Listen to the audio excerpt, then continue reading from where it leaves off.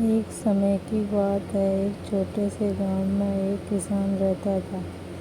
उसका नाम रामचंद्र था। रामचंद्र एक बहुत ही मेहनती और परिश्रम किसान था। वह गांव के खेतों में दिन रात मेहनत करता और अपने परिवार को आवश्यकताओं के लिए पूरी तरह से संतुष्ट करता था। एक दिन गांव में अकाल पड़ गया।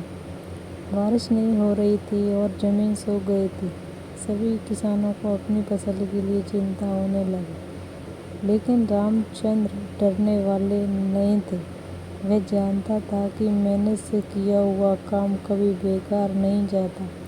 रामचंद्र ने अपने खेतों को और अच्छे से सिंचित करना शुरू किया।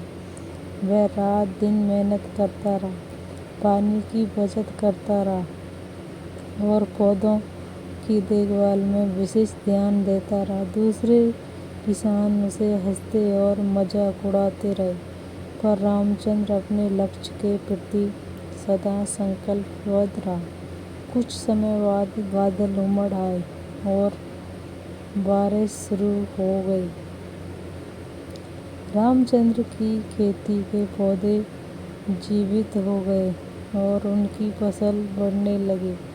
वह खुशी से झूम उठा, क्योंकि उसके मेहनत और धैर्य उसे उनके सपनों की प्राप्ति तक पहुंचा रहे थे। फसल काटने के बाद रामचंद्र ने अपने परिवार के साथ आराम से खुशहाल जीने का आनंद लिया। उसकी मेहनत और परिश्रम ने उसे गर्व महसूस करवाया। एक गांव के बाकी किसानों के लिए एक प्रेरणा स्रोत बन गया। आखिरकार गांव की जनता ने उनकी मेहनत और समर्पण को मान्यता दी और उन्हें सम्मानित किया। रामचंद्र की कहानी और संघर्ष गांव के अन्य किसानों को प्रेरित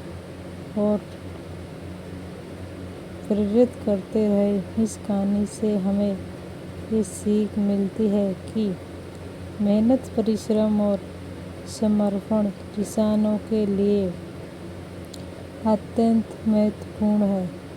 यदि हम मेहनत करें और परिश्रम करें तो हम सफलता के मार्ग पर चलने में सफल हो सकते हैं, चाहे कितना भी कठिनाइयाँ आए।